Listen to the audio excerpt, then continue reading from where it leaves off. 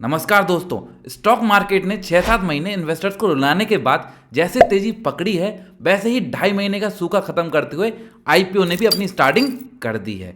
और मैं यहाँ पर रेगुलर आईपीओ की बात कर रहा हूँ, एसएमई आईपीओ की तो मैं बात ही नहीं करता, क्योंकि मैं कंपनीज की बात करता हूँ, छोटे मोटे बिजनेस की नहीं। अरे वो क्या ही बिजनेस हुए जिसको आप एक स्टॉक ना सेल कर पाओ, पूरा पूरा लॉट ही सेल करना पड़े, राइट। तो मैं केवल बात करता हूँ रेगुलर आईपीओ की। तो आज हम बात करने जा रहे हैं एक बहुत ही बड़ी ईवी कंपनी की। हम बात करने वाले एथर एनर्जी की। हम बात करेंगे कि कंपनी करती क्या है, आईपीओ की सारी डिटेल डिस्कस करेंगे। उसके बाद कंपनी के सबसे इंपॉर्टेंट चीज फंडामेंटल पे डिस्कस किया जाएगा। कंपनी में क्या अच्छा है, क्या बुरा, पॉजिटिव नेगेटिव सब डिस्कस करेंगे।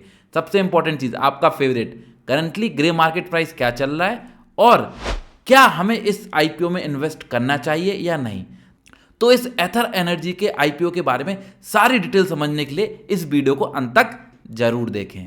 तो अगर चैनल पर नए हैं तो चैनल को तुरंत सब्सक्राइब कर दीजिए और बेल आइकन पर क्लिक कर दीजिए, जिससे कि आपको सारे नोटिफिकेशन और अपडेट आते रहें। तो चलिए स्टार्ट करते हैं ये वीडियो।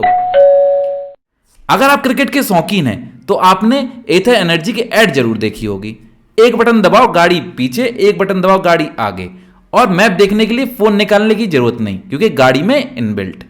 जी हाँ, हम एथर एनर्जी की बात कर रहे हैं, जो कि इलेक्ट्रिकल टू व्हीलर सेगमेंट में काम करती है। और कंपनी की सबसे अच्छी बात क्या है कि काफ़ी सारी चीज़ें इन हाउस बनाती है, जैसे मोटर कंट्रोलर हो गए, ट्रांसमिशंस हो गए, व्हीकल कंट्रोल यूनिट्स हो गए, डैशबोर्ड हो गए, डीसी टू डीसी कन्वर्टर हो गए, वायरिंग हार्नेस हो गए। इस सारी की सारी चीज़ें कंपनी इन हाउस बनाती है।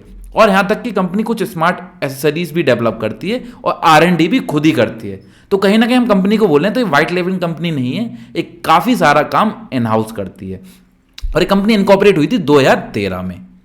तो ये तो हमने देख लिया कंपनी करती क्या है। अब बात करते हैं आईपीओ की। इस कंपनी के आईपीओ में आप 28 अप्रैल से लेके 30 अप्रैल के शाम के 5 बजे तक अप्लाई कर सकते हैं। और अगर कंपनी के मार्केट कैप की बात करें तो इसका मार्केट कैप है लगभग 12,000 करोड़ का। तो ये कहीं ना कहीं लार्ज कैप कंपनीज में आती है।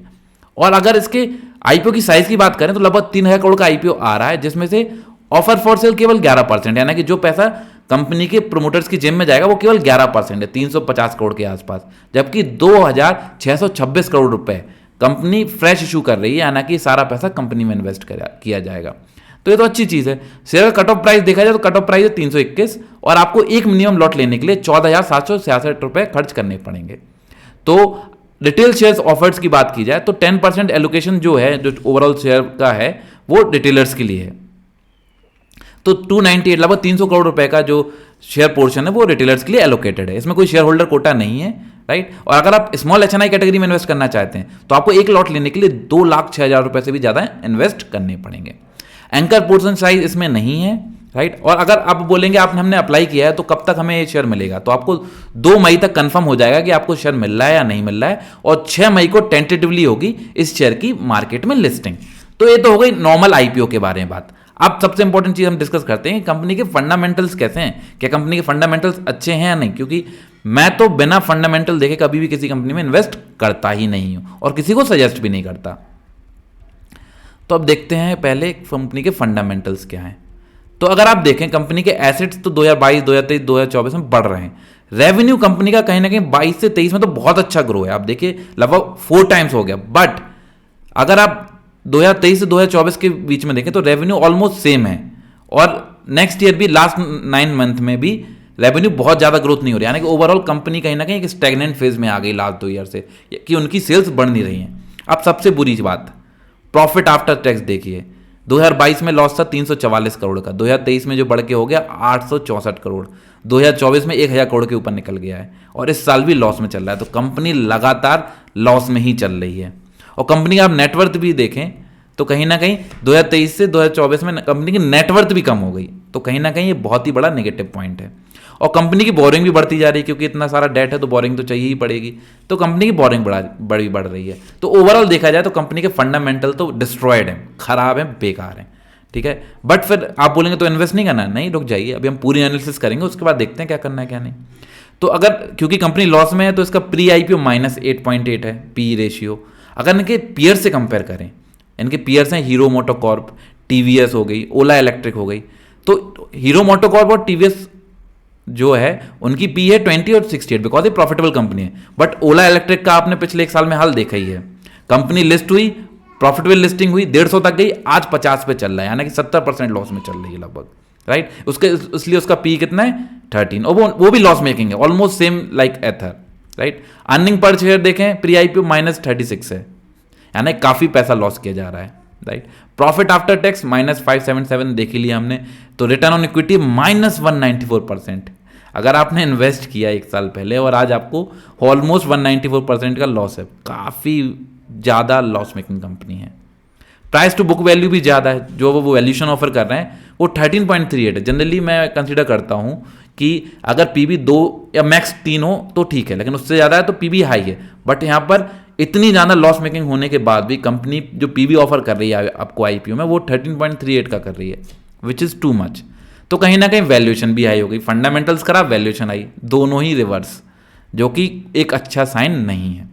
अब बात करते हैं कंपनी के पॉजिटिव क्या है। देखिए, हमने फंडामेंटल तो देख लिया खराब है कंपनी के, नेगेटिव है, लेकिन हमें एक चीज़ समझने की जरूरी है, थोड़ा अलग एंगल लेते हैं, ग्रोथ का एंगल। अगर आप कंपनी देखें तो कंपनी जो आईपीओ में निकाल रही है, जो फ्रेश इशू है, उसको कहाँ इन्वेस्ट करने वाली है।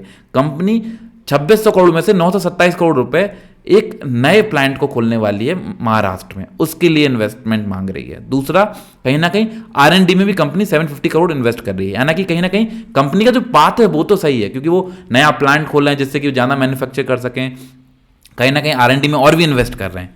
तो अगर लॉन्ग टर्म में कंपनी प्रॉफिटेबल आ गई तो ये कंपनी बहुत अच्छे रिटर्न दे सकती है। बट राइट नाउ नेगेटिव तो यही है कि कंपनी के फंडामेंटल डिस्ट्रॉयड है, वैल्यूएशन बहुत ज़्यादा हो रखी है, ह्यूज लॉस मेकिंग कंपनी है, रेवेन्यू भी ग्रो नहीं हो रहा, राइट। अगर लॉस मेकिंग कंपनी है बट अगर वो ग्रो कर रही है तो भी एक अच्छा साइन है कि शायद वो बाद में ब्रेक इवन हो जाए, बट यहाँ तो रेवेन्यू भी ग्रो नहीं हो रहा।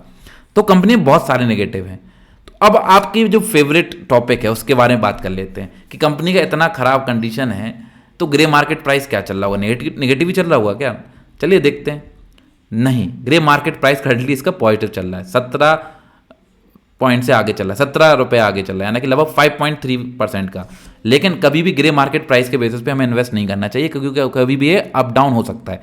ये वीडियो बनाते टाइम पे 70 रुपये हो सकता है गिर भी जाए, इसलिए हमें कंपनी के फंडामेंटल्स और वैल्यूएशन देखना बहुत जरूरी है, राइट। तो सबसे पहले तो आपने देख लिया कि कंपनी के फंडामेंटल अच्छे नहीं है, दूसरा आपने देख लिया कंपनी की वैल्यूएशन अच्छी नहीं है, बट ग्रे मार्केट प्राइस का पॉजिटिव है, तो क्या आपको इन्वेस्ट करना चाहिए। देखिए, मैं कोई सेबी रजिस्टर्ड फाइनेंशियल एडवाइजर नहीं हूं, मैं केवल और केवल अपना इस पूरी एनालिसिस के बाद ऑनेस्ट ओपिनियन आपको देना चाहता हूं। उसके बाद आप डिसाइड करिए कि आपको इन्वेस्ट करना है या नहीं।